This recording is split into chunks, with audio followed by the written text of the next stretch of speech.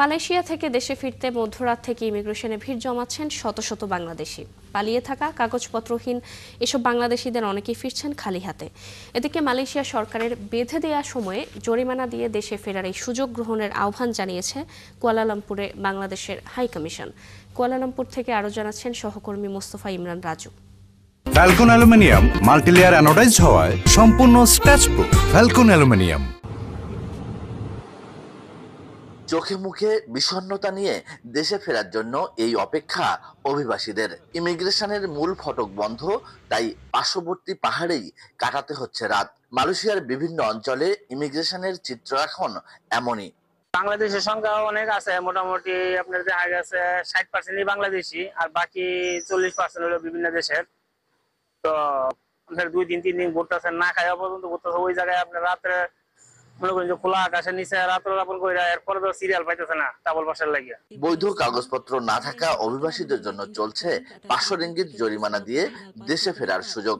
আর এই সুযোগে নিজ নিজ দেশে ফিরছে বিভিন্ন দেশের অভিবাসীরা। দেশটির অভিবাসন সূত্র বলছে, গেল 10 মাসে অবৈধ অভিবাসী বিরোধী অভিযানে বিভিন্ন দেশের 43,000 বিদেশি নাগরিককে আটক করা হয়েছে, যার একটি বড় অংশ বাংলাদেশি। পুলিশ আর ইমিগ্রেশনের চলমান এমন অভিযানে ভয় আর আতঙ্কে সময় পার করা অভিবাসীরাই মূলত এখন ফিরছে নিজ নিজ দেশে। মালয়েশিয়ার ইমিগ্রেশন সূত্র বলছে, সাধারণ ক্ষমায় দেশে ফেরার এ সুযোগ চলবে আগামী বছর এপ্রিল পর্যন্ত। এ সময়ের মধ্যে একই সঙ্গে চলবে সাঁড়াশি অভিযান। আর এ সময়সীমার মধ্যে দেশে না ফিরলে জেল জরিমানা সহ কঠোর শাস্তির হুঁশিয়ারি দিয়ে রেখেছে দেশটির প্রশাসন।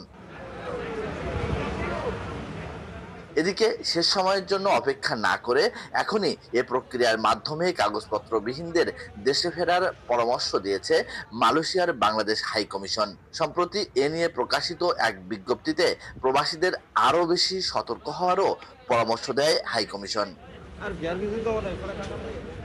Mostafa Imran Raju, 71, Kuala Lumpur, Malaysia.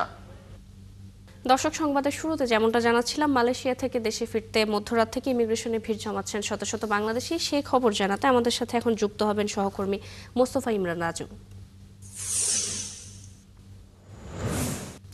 রাজু, এভাবে দেশে ফেরা নিয়ে কি বলছেন বাংলাদেশি অভিবাসীরা, এবং বাংলাদেশ হাই কমিশন তাদের জন্য কোনো পদক্ষেপ নিয়েছে কিনা জানাবেন।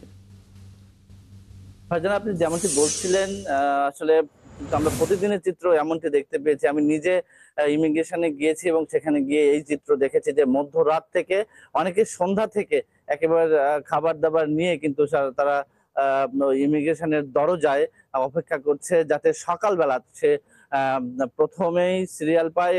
দেশে যাওয়ার যে প্রক্রিয়া চলছে 500 রিঙ্গিত জরিমানা দিয়ে, সেই প্রক্রিয়ায় অংশগ্রহণের মাধ্যমে। তো এখানে যে হাই কমিশন রয়েছে, হাই কমিশন কিন্তু তাদের একটা বিজ্ঞপ্তি প্রকাশ করেছে, যেমনটি আমি প্যাকেজে উল্লেখ করেছি, যে তারা প্রবাসীদেরকে বলছে যে যত দ্রুত সম্ভব এই প্রক্রিয়ায় অংশ নিয়ে দেশে ফিরে যাওয়া। অন্যথায় কিন্তু যারা আছেন এখানে কাগজপত্রবিহীন, তাদেরকে জেল জরিমানার মুখোমুখি হতে পারে যদি তারা পুলিশ বা ইমিগ্রেশনের যে সাঁড়াশি অভিযান নিয়মিতই চলছে। এবং পুরো মালয়েশিয়া জুড়ে কিন্তু এখন অবৈধ যারা আছে, কাগজপত্রবিহীন যারা আছে, তাদের জন্য খুব খারাপ সময় যাচ্ছে। এবং যদি তারা এসব অভিযানে ধরা পড়ে, তাদেরকে কিন্তু জেল জরিমানা মাধ্যমে কিন্তু দেশে ফিরতে হবে। সেই প্রক্রিয়াটা কিন্তু আরো জটিল, আরো কঠোর নিয়ম কানুনের কথা কিন্তু ইমিগ্রেশন বারবার সতর্ক করছে, যে যারা আপনারা কাগজপত্রবিহীন রয়েছেন তাদেরকে সুযোগ দেওয়া হয়েছে, তারা দেশে চলে যান, অথবা যারা এখানে থাকার কোনো সুযোগ নেই। তো এই বিষয়গুলো নিয়ে কিন্তু হাই কমিশন এবং এখানে যে বাংলাদেশ কমিউনিটি, তারাও প্রবাসীদেরকে বারবার সতর্ক করছে। এবং সেই সতর্কতার কারণেই কিন্তু এখন প্রতিদিন ইমিগ্রেশনে কিন্তু এই অবৈধ কাগজপত্রবিহীন যারা বন জঙ্গলে পালিয়ে থাকতেন, তারা কিন্তু এখন ইমিগ্রেশনে ভিড় জমাচ্ছেন দেশে যাওয়ার জন্য। এখন ইমিগ্রেশনের কিন্তু একটা লিমিটেশন আছে, যার তারা প্রতিদিন একটা ইমিগ্রেশনের 150 থেকে 200, কিছু কিছু ইমিগ্রেশনে 300 লোককে একই দিনে পাঠাতে পারে। তো এই বিভিন্ন দেশের মানুষ যেহেতু এই অভিবাসীরা, অবৈধ অভিবাসীরা এখানে অংশ নিচ্ছে, তো প্রতিদিন 300 লোকের পর বা 200 লোকের পর বা 150 লোকের পর তারা কিন্তু ওইটা স্টপ করে দিয়ে যাচ্ছে, এবং এজন্য সবাই আগে ভাগে যাতে সে পরের দিন সকালবেলায় অ্যাপয়েন্টমেন্টটা পায়, তারা এই প্রক্রিয়াটা সম্পন্ন করতে পারে, এজন্য মধ্যরাত থেকে অনেককে আমরা অপেক্ষা করতে দেখি। তো সব মিলিয়ে ফারজানা, আপনার মাধ্যমে আমিও জানাতে চাই যে এখানে যারা অভিবাসী রয়েছে, বিশেষ করে কাগজপত্র নেই, তাদের কিন্তু দেশে চলে যাওয়াটা অনেক মানে ভালো হবে তাদের নিজেদের জন্য।